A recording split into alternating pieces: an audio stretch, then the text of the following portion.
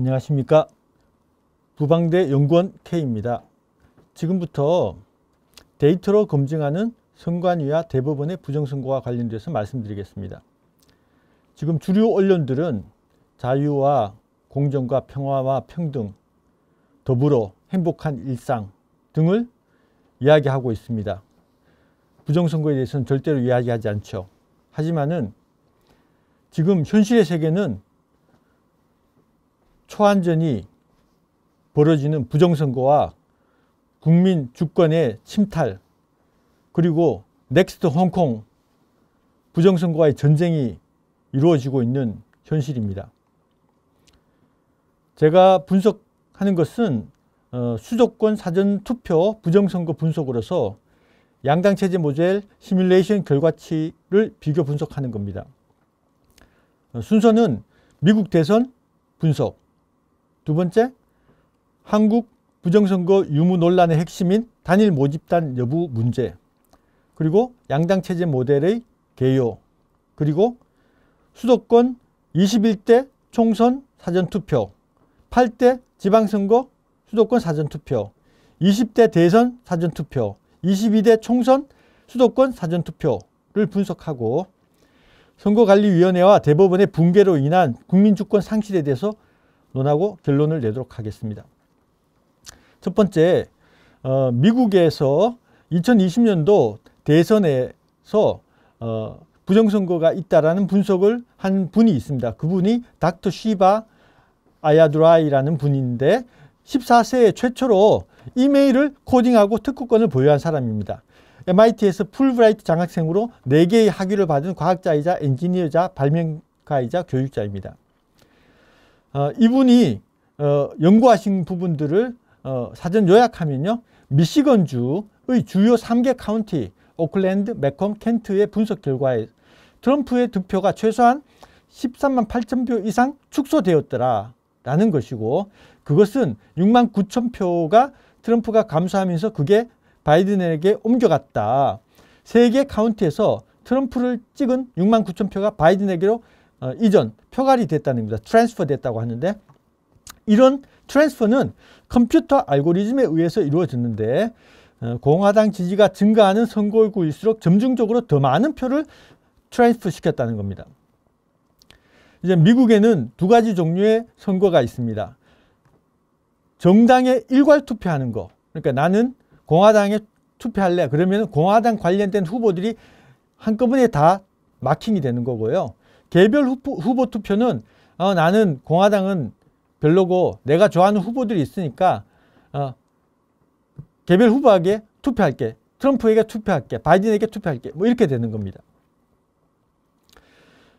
그런데 일반적인 경우에는 이 X축이 공화당 득표율입니다. 그 선거구에 있어 가지고 선거구라고 그러면 영어로는 프리싱트라고 하는데 이거는 우리나라의 투표소에 가깝습니다. 제1투표소, 제2투표소 할 때 이 투표소의 득표율에 따라서 일반적인 경우는 공화당의 득표율과 트럼프의 득표율이 비슷하게 나오기 때문에 이 차이값을 나타내는 차이가 0을 기준으로 해서 아래 위로 움직이게 됩니다. 하지만은 만약에 트럼프가 더 인기가 있다면은 이 공화당 득표율 대비해서 일정 수준으로 더 높은 수준에서 이 수평적인 추세를 가지게 될 겁니다. 예를 들면은 공화당이 60%일 때 트럼프는 한 10% 더 많이 받아서 한 70% 정도 이렇게 득표가 된다는 겁니다. 이런 의미입니다. 근데 실제로 켄트 카운티 같은 부분들을 보니까 여기는 트럼프가 공화당이 85% 득표를 한 지역입니다. 그런데 트럼프의 득표가 공화당이 득표율이 높은 곳으로 가면 갈수록 공화당 평균 대비 추세적으로 하락해서 여기는 마이너스 25%까지 갔다는 거죠. 그 말은 무슨 말이냐? 지역구는 85% 득표를 받았지만은 트럼프는 마이너스 25%인 60% 지지만 받았다는 겁니다. 득표만 했다는 겁니다. 그래서 이게 굉장히 공화당 득표율이 높은 곳으로 갈수록 그 차이가 더 벌어지는 그런 현상이 나타났더라. 그래서 이거를 분석해 보니까 트럼프에서 22만 5천 표를 빼고 바이든한테 22만 표를 넣었다. 이런 식으로 분석이 다 되라는 겁니다.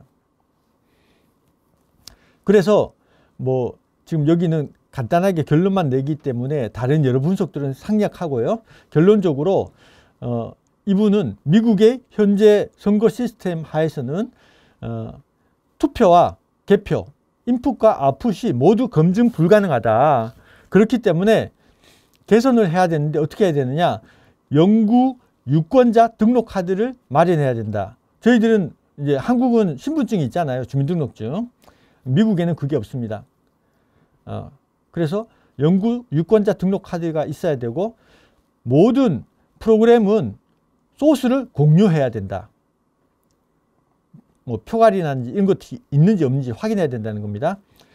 그리고 손으로 기표하는 종이 투표를 도입해야 되고, 그리고 카운팅을 했을 때의 투표지 이미지는 반드시 보관을 해야 된다. 그리고 그 투표지 이미지를 공시해서 공개 재검토를 허용해야 된다. 그리고 모든 선거위원회 이후에는 자동 감사 제도를 도입해서 감사를 해야 된다. 라고 이야기를 하고 있는 겁니다. 그래서 제가 실제로 시뮬레이션 모델에 따라서 이 켄트주에 대해서 분석을 해봤습니다. 실제 데이터를 시뮬레이션 모델의 정의에 맞게 계산한 후에 그래프로 도출하고 정상선거 패턴과 일치하는지 비교하고 난 다음에 불일치 시 부정선거 패턴과 실제 데이터가 일치하도록 표갈기 퍼센트 개별 투표율을 조정하는 그런 과정을 겪었더니만 결과적으로 이 결과가 바이든 45, 트럼프 35가 아니고 바이든 38, 트럼프 44로 한 30% 정도, 5만 표 정도 표갈이가 이루어졌더라라는 것을 시뮬레이션 모델을 통해 가지고 발견을 하고 시바 박사팀이 분석한 결과도 4만 5천 표이기 때문에 제가 계산한 5만 표하고 크게 차이 나지 않는다라는 것을 알 수가 있습니다. 켄트 카운티의 트럼프 바이든 개별 투표율과 정당 일괄 투표율의 차이를 가지고 분석한 것들, 아까는 이제 요 내용이 있었죠. 근데 이걸 바이든한테까지 넓힌 겁니다. 요 분석하고 켄트 투표소별 특정 후보 개별 투표율과 평균 개별 투표율과의 차이. 그러니까 평균적으로 개별 투표율을 몇 퍼센트 했는데 그중에 트럼프는 그 평균에서 얼마 차이가 나고 바이든은 얼마 차이 난다라는 걸 해봤더니만 이런 식으로 트럼프는 평균 대비 일정 수준으로 계속해서 뺏기고 바이든은 일정 수준으로 계속해서 뺏어 먹는데 이 트럼프가 득표가 많은 대로 가면 갈수록 기하급수적으로 늘어난다라는 것을 발견했고요. 이거를 한국의 수도권에다가 대입을 시키면 유사한 현상이 그대로 나타나더라 라는 것을 발견했습니다. 지금 부정선거와 관련되어서 가장 핵심적인 부분이 뭐냐면 데이터에 있어 가지고 이렇게 당일 투표와 사전 투표와 관련되어서 득표율 차이가 요번에 4.15 총선 2020년 4.15 총선에서 굉장히 많이 벌어졌습니다. 10% 이상 벌어졌어요.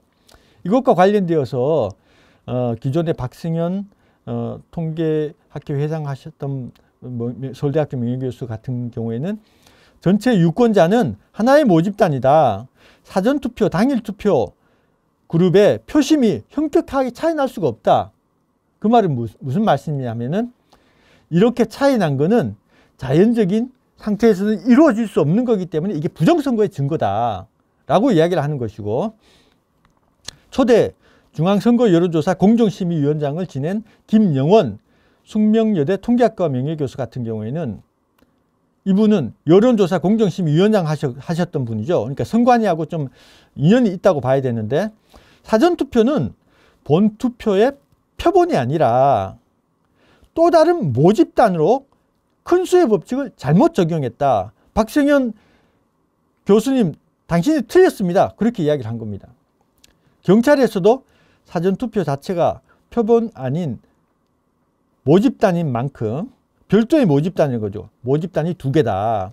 큰 수의 법칙을 적용하기 어렵다고 판단했기 때문에 부정선거와 관련돼서 적극적으로 수사하지 않고 있다는 그런 이야기가 되겠습니다. 제가 하는 거는요, 과연 부정선거, 정상선거를 시뮬레이션을 돌렸을 때 어떤 모습이 나오고, 그리고 실제 선거 데이터가 이 시뮬레이션에서 부정선거 패턴에 해당되는지, 정상선거 패턴에 해당되는지를 분석하고, 실제로 표가리가 이루어졌다면 몇 퍼센트 부정선거가 이루어졌겠다라는 것을 분석하는 겁니다. 그래서 이제 양당 체제 모델이라고 해서 논리적으로 모든 선거구의 투표 인원은 1000명으로 동일하며 이들은 100% 투표한다. 선출 후보는 민주당, 국힘당 각 1명씩 총 2명이다. 선거는 사전선거와 당일선거로 나눈다. 선거구는 국힘당 지지율을 기준으로 일정 지지율 간격으로 10%에서 100%까지 골고루 분포한다. 그리고 이것을 바탕으로 해가지고 각가지 데이터들을 도출을 해내고, 그거를 실제 양당 투표자의 합시 각 선거구 투표자의 100%가 되게 선거 데이터를 추출한 뒤에 양당 체제 모델 시뮬레이션 그래프하고 실제 선거 데이터를 비교한다 라는 방식이 되겠습니다. 그래서 그 정의에 따라 가지고 산수하듯이 이 각 그 선거구 득표율을 만들고, 거기에 대해서 지지자 수가 1000명, 유권자 수가 1000명일 때 지지자 수가 민주당, 미통당으로 어떻게 나뉘느냐, 사전투표율이 나왔을 때 그 값이 실제로 몇 명이 사전투표하는 게 나오느냐, 그랬을 때 사전투표율은 몇 %고, 그렇다면은 사전투표 평균은 얼마냐, 그리고 당일투표와 관련돼서도 득표율이 나오고, 그리고 사전투표율과 당일투표율의 차이는 어떠냐, 이런 것들을 엑셀로 기계적으로 만들어서 양당 모델 사전투표 정상 상태 시뮬레이션을 돌려보니까 이런 식으로 나오더라는 겁니다. 그러면 그 정상 상태일 때는 시뮬레이션이 어떻게 나오느냐, 예를 들어 가지고 여기 4.15 총선 같은 경우에는 민주당 뭐 43%, 미통당 32%에 그리고 평균 사전투표율은 38.1%의 경우에 어떻게 나오느냐, 민주당은 평균적으로 43.7%의 수평적인 추세선을 나타내고, 미통당은 평균적으로 32.5%의 수평적인 추세선을 나타낸다. 하지만은 미통당이 100%인 곳은 이 자체가 미통당이기 때문에 평균 사전투표율, 선거구의 평균 사전투표율은 오른쪽으로 가면 갈수록 미통당 사전투표율은 32.5%에 수렴하고, 반대로 민주당 득표율이 높은 데로 가면 갈수록 평균 사전투표율은 민주당 평균 득표율과 수렴하게 되기 때문에 43.7%로 가게 된다. 그렇기 때문에 평균 선거구에서의 평균 사전투표율은 이렇게 우하향하는 모습이 될 것이다. 만약에 미통당이 사전투표율이 더 높으면은 반대로 올라가는 형식이 되겠죠. 그리고 이거를 평균을 기준으로 해서 평균과의 차이를 보면 이런 식으로 이 두 추세선이 평행하게 우상향하는 모습이 되게 됩니다. 왜냐하면 차이를 나타내는 거기 때문에 결과적으로 미통당이 100%인 지역에서는 미통당의 사전투표 추세와는 만나게 되고, 그리고 민주당과는 평행하게 위로 올라가게 됩니다. 반대로 가면은 민주당이 이 100%이기 때문에 0이 되고, 미통당은 이렇게 되는 그런 모양이 나오게 된다. 이거는 논리적으로 시뮬레이션을 했을 때 이렇게 나온다는 겁니다. 그리고 만약에 일정 비율을 훔쳤다고 봤을 때는 이런 형식의 그래프가 나온다는 겁니다. 뭐냐면 사전투표든 당일투표든 모집단이 동일하기 때문에 원래는 평균 사전투표율인 이 38.1%가 원래의 사전투표율일 것이다. 그런데 여기에 25% 표가리가 이루어져서, 그러니까 미통당의 표가 25%씩 일률적으로 도둑을 맞았다는 거죠. 그렇게 됐을 때 민주당의 사전투표율은 이 왼쪽 민주당 득표율이 낮은 곳에서는 여기는 민주당 텃밭이기 때문에 훔쳐가려고 해도 훔쳐갈 게 별로 없어요. 그래서 아주 평균과 유사한 패턴을 보이다가 오른쪽으로 가면 갈수록 미통당 득표율이 높은 지역이라 훔쳐오는 표수가 많아집니다. 반대로 당일 투표에 있어서 민주당 표는 작기 때문에 점점 작아지는 당일 투표수에다가 점점 많아지는 사전투표 훔쳐온 거를 더하게 되기 때문에 추세선이 사전투표 추세선이 이렇게 기하급수적으로 올라가는 패턴을 보이더라. 이걸 이 평균을 기준으로 해서 봤을 때도 똑같은 패턴으로 나오더라 라는 것이 되겠습니다. 그러면은 이걸 가지고 2020년도 미국 대선 적용을 했을 때 어떻게 나왔느냐. 트럼프의, 그러니까 공화당의 지지율이 높은 곳으로 가면 갈수록 트럼프는 일정 비율로 개별 투표를 뺏기게 되고, 반대로 바이든의 개별 투표율은 기하급수적으로 올라가는 현상이 나타났습니다. 그래서 켄트주는 제가 30% 정도 표갈이 된 걸 분석을 했잖아요. 30% 표갈이 분석했을 때 이렇게 나타나게 된다라는 것이 확인이 됐습니다. 그리고 21대 총선 수도권에서는 어떤 현상이 일어났는지 보시면은 결과적으로 원래는요 이렇게 녹색 선으로 해가지고 이 평균 사전 투표율이 내려와야 돼요. 왜냐하면은 미통당이 32.5%고 민주당이 43.7%잖아요. 사전 투표율이. 그러면 이 평균값은 이렇게 민주당 100%에서 쭉 미통당 100% 지역으로 추세가 내려와야 됩니다. 근데 실제로 수도권의 평균 사전 투표율을 추세선을 꺼 보니까 이 오른쪽 점선이 나왔다는 겁니다. 결과적으로 하락하는 평균 추세선이 아니고 상승하는 평균 추세선이 나왔기 때문에 굉장히 의심스럽다. 그리고 이쪽도 보면 마찬가지입니다. 아래쪽도 보시면 뺏기는 거는 일정 비율로 뺏깁니다. 하지만은 여기는 미통당 표가 적은 데고 여기는 많은 데기 때문에 훔쳐가는 쪽에서는 여기는 굉장히 훔쳐가는 그 투표율이 굉장히 낮게 훔쳐가게 되는 거고 이쪽은 굉장히 높게 훔쳐가게 됩니다. 정상적인 추세선이 여기 있는 녹색선이잖아요. 녹색선인데 이 중심을 기준으로 왼쪽으로 가면 갈수록 이 노란색 부정선거 패턴에 부합하게 되고 중심에서 오른쪽으로 가면 갈수록 녹색선이 아니고 노란색 추세선을 따라가게 되는 그런 부정선거 패턴이 나타났다는 겁니다. 전체적인 추세선도 미통당은 이런 추세선, 그리고 민주당은 더 가파른 추세선이 나서 이 왼쪽과 오른쪽에 이 그 양당 간의 사전 투표율은 가면 갈수록 벌어지는 그런 패턴이 나타났습니다. 그래서 이거는 부정선거의 패턴이 나왔고 그 결과는 25% 표가래가 됐다라는 거고요. 이것과 관련된 실질적인 엑셀 파일은 제가 동영상 하단에다가 그 파일을 다 공유하게 됩니다.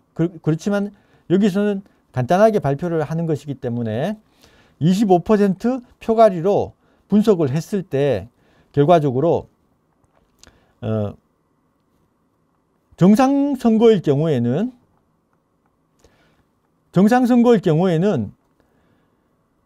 이 추세선에 맞아져야 되는데 보시면 중심에서 왼쪽으로 가면 갈수록 이 정상적인 추세선 안쪽으로 점들이 모이고 중심에서 오른쪽으로 가면 갈수록 정상 추세선 바깥쪽으로 점들이 모이면서 정상 추세선을 따르지 않는다는 걸 알 수 있고, 그리고 25% 표가리를 적용을 하니까 이 오른쪽으로 가면 갈수록 수평적으로 뺏기는 것, 그리고 다시 오른쪽으로 가면 갈수록 기하급수적으로 민주당 사전투표율이 높아지는 것, 이게 부정선거 패턴하고 정확하게 맞아떨어졌다는 거고, 25%를 보정했을 때는 이렇게 사전투표율이 그 평균을 기준으로 해서 모이게 된다는 겁니다. 이렇게 됐던 것이 25% 표갈이 보정을 하니까 이렇게 됐다는 겁니다. 그래서 21대 총선 수도권 사전투표율은 25% 표갈이가 되면서 21개의 의석이 이 도둑질이 이루어진 거죠. 당선자가 변경된 겁니다. 그 선거구와 각각 민주당, 미통당의 후보들 명단이 여기 있습니다. 그리고 8대 지방선거에서도 경기도에서 보시면은 6% 정도, 이게 지금 정상선거 패턴이고 이게 부정선거 패턴이잖아요. 대강 보면 6% 정도 표갈이가 이루어졌고, 그렇게 되면 김은혜 후보는 8,600표 차이로 진 것이 아니라 10만 표 이상 이긴 것으로 나오게 됩니다. 원래 처음에 김동연, 김은혜 여론조사를 했을 때 김은혜 후보가 많이 앞섰거든요. 근데 시간이 지나면서 여론조사 결과가 점점 박빙으로 나왔습니다. 그러고는 아슬아슬하게 김은혜 후보가 지고 김동연 후보가 이긴 것으로 그렇게 나왔다는데, 실제로는 김은혜 후보가 10만 표 이상 이겼다는 겁니다. 이것과 관련되어서 김은혜 후보 측에서 선거 무효 소송을 했습니다. 하지만은 대법원에서는 이 소송이 발생한 지 2년이 지난 시점에서 사전투표지 인쇄 날인도 문제없다, 효율적 진행을 위한 것이고 원고의 주장은 받아들여지지 않는다. 왜? 공직선거법의 해당 조항은 사전투표 관리관이 자신의 성명이 각인된 도장을 직접 사전투표용지에 날인할 것을 전제하는 것은 아니다 라는 엉터리 판시를 합니다. 그러면서 이 부정선거, 경기도 부정선거를 덮어버리는 거죠. 4.15 총선 부정선거 이후에 모든 선관위를 대상으로 하는 선거 무효 소송은 이런 식으로 대법원이 늦장 판결을 하면서 다 기각시켜버립니다. 각하시켜버리든지 대법원이 다 뭉개버린 거죠. 그 다음에 20대 대선 수도권 사전분석을 보시면요, 원래 20대 대선 수도권에서 데이터는 어떻게 나오냐면은 사전투표에서 한 7.9% 이재명이 이기고 윤석열은 73만 표를 졌다. 전체 사전 당일도 합해도 18만 6천 표를 졌다. 이렇게 됩니다. 그런데 실제로 과연 이 데이터가 부정선거 패턴에 맞느냐, 정상선거 패턴에 맞느냐를 분석을 해보면 정상선거 패턴에다가 대입을 했을 때 보시면 중심을 기준으로 왼쪽은 정상선거 패턴의 안쪽에 다 들어옵니다. 오른쪽은 정상선거 패턴의 바깥쪽에 거의 대부분 위치를 하게 됩니다. 그래서 이거를 두 개의 모집단이 있는 정상선거라고 인정하기 어려운 패턴이 나왔기 때문에, 그렇다면 평균 사전투표율인 46.7%를 기준으로 해서 표갈기가 된 거라고 보고 표갈기를 몇 %를 적용을 시키면 적절할까 봤더니 한 15% 표갈기가 적절하게 지금 현재의 선거 데이터와 추세가 적절하게 맞는 것을 확인할 수 있습니다. 그러면은 실제로 수도권에서는 보정을 하고 난 다음에는 어떤 현상이 일어났느냐, 사전선거에서 49만 표를 이겼고 윤석열이, 그리고 전체 투표에서도 103만 표를 윤석열이 이겼다라는 분석 결과가 나오게 됩니다. 그래서 이 모양이 이 15% 표갈기로 보정이 되면은 이렇게 평균 근처에서 모이는 현상이 나타나는 걸 알 수 있고, 여기서도 윤석열이 조금 더 유리하게 나오고 있구나라는 걸 알 수 있는 겁니다. 그러면 이제 또 이 수도권과 그 대선은요, 수도권과 달리 전국이 단일 선거구입니다. 전국에 어디서 훔쳐도 상관없어요. 그런데 여기에서 굉장히 독특한 현상이 일어나는데, 그게 뭐냐면요, 5년 전 2017년 사전 투표율 평균이 26%였습니다. 그런데 22년 대선에는 사전 투표율이 36.9로 10% 이상 늘어났습니다. 그리고 거의 대부분의 다른 시도는 10% 정도 사전투표율이 늘어났습니다. 심지어 세종이 2017년도 사전투표율이 가장 높았습니다. 34%로. 근데 44%가 됐습니다. 그런데 광주는 33%에서 48%, 전북은 31%에서 48%, 전남은 34%에서 51%로 굉장히 급격한 사전투표율의 증가가 나타났는데, 이거는 사전투표하는 집단을 모집단으로 했을 때는 통계적으로 나타날 수 없는 현상이, 이상현상이 일어났다는 거고요. 그래서 그 이상한 사전투표율의 증가가 전국 사전투표율 차이 분석에서 이 호남권의 사전투표율이 기이하리만큼 이렇게 위쪽으로 올라붙어서 뭉쳐있는 그런 현상이 나타나게 되는 겁니다. 그러면 20대 대선에서 또 다른 특징이 뭐냐? 전국에 있는 재외투표 분석입니다. 외국에 있는 분들에 대한 투표죠. 봤을 때 이 수도권에서 윤석열 후보는 일정 비율 형태로 수평적으로 표를 도둑 맞습니다. 그리고 이재명 후보는 재외투표에서 일정 수준으로 가다가 기하급수적으로 재외투표율이, 참여율이 높아지는, 득표율이 높아지는 결과가 나왔습니다. 이것은 제가 봤을 때는 표가율이 최소 33%가 넘을 거다. 그리고 이 경우에는 아주 심각한 부정선거 알고리즘이 적용되어 있다.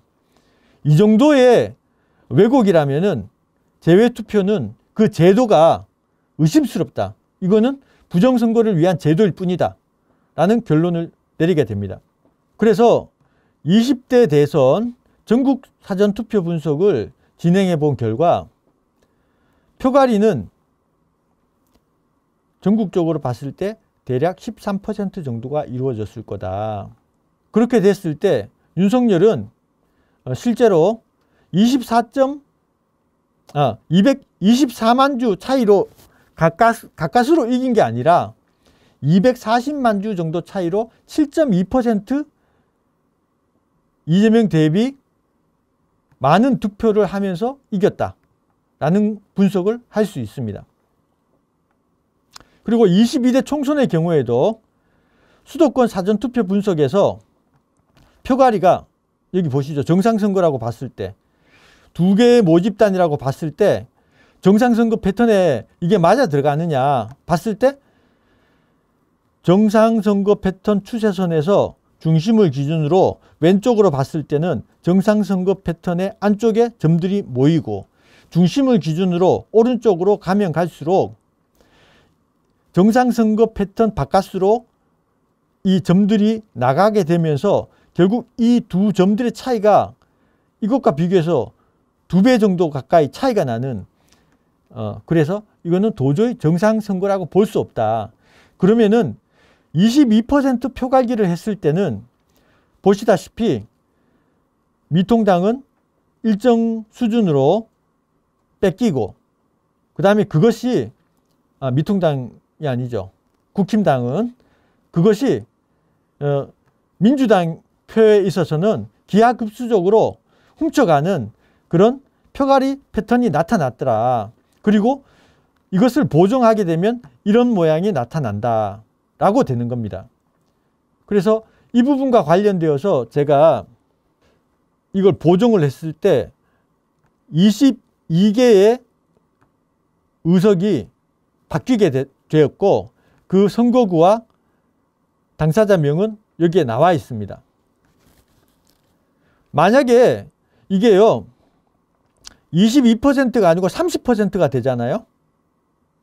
그러면 어떤 일이 벌어지는지 잠시만 보여드리겠습니다. 이게 22%가 아니고 30%가 되잖아요. 그러면 22명이 아닌 38명의 의석이 바뀌어지게 되는 겁니다. 만약에 다음번에 다시 부정선거가 일어나서 22%가 아니고 30%가 되게 되면 여기에 없던 의석들이 전부 다 민주당 쪽으로 추가로 더 넘어가게 되면서 민주당이 200석을 넘기는, 그래서 헌법도 개정할 수 있고 모든 탄핵도 할 수 있는 전지전능한 당이 되어버릴 겁니다. 제가 걱정하는 것은 특정 계기로 인해서 이 표갈기를 무지막지하게 진행시키고 난 다음에 부정선거 주장을 음모론이라고 막아버렸을 때는 우리나라는 제2의 홍콩이 된다. 그렇게 생각하고 있는 겁니다. 그래서 이 모든 부정선거의 원흉이 뭐냐. 가장 중요한 것은 투표관리관 도장을 선관위가, 이게 원래 법에는 사인 날인입니다. 개인 도장을 찍어라 라는 거거든요. 그런데 선관위가 투표관리관 도장이란 걸 개념을 만들었어요. 그래가지고 그 이미지 파일을 가지고 만년 도장도 만들고 이미지를 출력도 하고, 그렇게 하면서 요번에 4.15 재검표장에서 갖가지 일장기 투표지, 배춧잎 투표지, 이런 가짜 투표지들이 나왔다는 겁니다. 그러면은 이 투표지가 나왔을 때 이 가짜 투표지에 대한 책임은 누가 져야 되나요? 원래는 투표관리관이 져야 됩니다. 왜냐하면은 투표용지에 대한 합법성을 부여하는 최후의 단계가 투표관리관이 사인을 날인하는 거거든요. 하지만은 선관위가 투표관리관 도장을 투표관리관 사인 날인을 도장으로 창조했어요. 그래서 선관위가 이 도장을 다 관리합니다. 때문에 이런 가짜 투표지들에 대한 책임은 당연히 선관위가 져야 되는 겁니다. 그 다음에 사전선거 용지에 QR코드, 바코드 등을 부착해서 여론 조작의 수단으로 선관위는 활용하고 있습니다. 그리고 대법원의 부정선거 제도화 사례도 심각합니다. 투표관리관 도장을 포함해서 모든 투표용지에 있는 도장의 인쇄나 출력을 판례로서 합법화했습니다. 그러니까 부정선거를 제도화하고 합법화하는데 대법원이 기여하고 있다는 겁니다. 그리고 각종 선거소송 재검표에서 나온 가짜 투표지들을 적법한 것으로 판결하고 기각시켜버립니다. 그리고 대부분의 선거소송을 재검표 없이 각하해서 부정선거를 은폐했습니다. 그래서 선관위와 대법원은 한몸으로서 부정선거의 주범이 되는 겁니다. 제가 왜 이렇게 이야기를 하느냐. 이 재검표장에서 배춧잎 투표지가 나왔습니다. 그럼 선관위에서 이야기하는 건 뭐냐면은 이렇게 나올 수 있다는 거예요. 이렇게 사전투표 발급기에다가 이렇게 집어넣게 되면 이런 식으로 나온다. 그렇게 나오는 거 하고 실제로 배춧잎 투표지가 발생하는 거하고는 다릅니다. 이번 4.15 총선 재검표 이전에는 배춧잎 투표지라는 것이 나온 적이 없어요. 그리고 여기 이 배춧잎 투표지를 보시면은 청인이 인쇄된 것들이 있습니다. 청인이 인쇄된 것들은 이 뒷면에는 청인이 없기 때문에 뒷면에 있는 비례대표 용지는 이게 무효입니다. 무효. 그런데 실제로요, 5군데 재검표장 중에 3군데에서 4개의 배춧잎 투표지, 요거 4개입니다. 3개 아닙니다. 업데이트합니다. 4개의 배춧잎 투표지가 났는데 그 중에 2개가 뒷장이 무효가 되는 청인이 인쇄된 거예요. 그러면 이게 확률적으로 전국 260개 선거구에서 104장 정도가 청인이 인쇄되지 않는 무효표로서 이거는요, 무효표이기 때문에 투표력에 기재하고 이 뒤쪽에 있는 비례대표 투표용지를 새로 발급해야 됩니다. 전국적인 단위의 투표가 이루어질 때마다 이런 배춧잎 투표지가 200장 나오고 뒤에 무효표가 100장씩 나와야 됩니다. 근데 저는 지금까지 그때 연수구 재검표 이후에 어떠한 배춧잎 투표지가 나왔다는 이야기를 들어본 적이 없습니다. 배춧잎 투표지가 나올 수 있는 것과 실제로 나오는 것은 전혀 다릅니다. 확률적으로 배춧잎 투표지는 그냥 가짜입니다. 그리고 이제 일장기 투표지와 관련되어서도 일장기 투표지도 마찬가지로 그게 일어날 수 없는 게 일어난 겁니다. 그렇기 때문에 그 부분에 대해서도 시간이 되면 말씀을 드리겠습니다만, 결론적으로 일장기 투표지 1000장은 사전투표장에서도 볼 수 없고 그 투표장에서도 볼 수 없고 개표장에서도 볼 수 없었던, 완전히 아무도 못 봤던 새로운 1000장의 일장기 투표지들이 나왔고, 그거에 대해 가지고 선관위가 경찰에다가 이 가짜 투표지를 누가 만드는지 조사를 시키지도 않고 고발을 하지도 않았고, 대법원도 이것과 관련돼서 일장기 투표지는 인주를 잘못 찍으면 이렇게 나올 수 있다 라고만 이야기했지, 실제로 그게 가짜 투표지라는 것에 대해서는 인정하지 않고 선관위가 기각시켰던 겁니다. 그 다음에 이제 제가 또 말씀드리고 싶은 거는, 표가리를 한 것인가 아니면 투표자 수를 부풀리고 가짜표를 넣은 것인가 인데요. 이렇게 분석하는 것 자체는 기존에 있는 데이터를 정상선거냐 부정선거냐 패턴을 보니까 정상선거 패턴이 아니고 부정선거 패턴에 맞았고 22% 표가리가 이루어져서 결과적으로 22명의 국회의원이 바뀌었더라 라고 하는 것이지, 실제로 이제 부정선거를 하게 되면은 표를 집어넣는 방법으로 할 겁니다. 그래서 뭐 국힘당 표를 훔쳐가지고 민주당에 얹어 넣는 거나 순수하게 표를 넣는 거나 크게 차이가 나진 않습니다. 알고리즘적으로. 이제 제가 그리고 이제 어떻게 사전 투표자 수를 부풀리고 가짜 투표지를 넣을 수 있는가 라고 했을 때는요, 사전 투표는 투표관리관이 개수하지 않습니다. 그게 무슨 말이냐면, 투표장에서 몇 명 투표했는지 사전 투표관리관이나 그 투표장에 있는 모든 사람들이 아무도 모릅니다. 그냥 그 전산 시스템에 몇 명 투표했다는 거 나오면은 그거 그냥 그대로 받아 적을 뿐이에요. 그래서 전국에서 수만 명이 투표 과정을 참관하고 지켜보고 있는데 어떻게 부정선거가 있을 수 있냐, 있을 수 없는 거다가 아닙니다. 아무도 사전투표를 지금 각각의 투표소에서 몇 명 했는지 아무도 모릅니다. 전국에 있는 그 수만 명의 참관한 사람들이 아무도 모릅니다. 그리고 이제 제가 왜 실질적으로는 표가리가 아니고 표 얹기를 했었을 거다라고 말씀을 드리냐면은, 실제로 미국 대선 요번에 트럼프가 이겼습니다만은 트럼프가 아주 잘했기 때문에 이긴 게 아닙니다. 내용을 보시면 2020년도에 보시면 그 전에 대통령을 할 때 워낙 잘했기 때문에 트럼프 표가 많이 늘어났습니다. 하지만은 민주당은 지금까지 이 표수로 봤을 때 7천만 표를 넘은 적이 없었어요. 그런데 갑자기 바이든 표가 갑자기 1000만 표, 2000만 표 갑자기 늘어나 버린 겁니다. 그래서 어떻게 했습니까? 트럼프가 선거에 불복했죠. 많은 언론들은 트럼프 또라이라고 그랬습니다. 부정선거론자라고. 하지만은 이번에 24년 대선에서 미국 전역에서 변호사 6,500명을 고용하고 부정선거를 막는 활동을 적극적으로 한 결과 트럼프의 득표 수는 조금 줄었어요.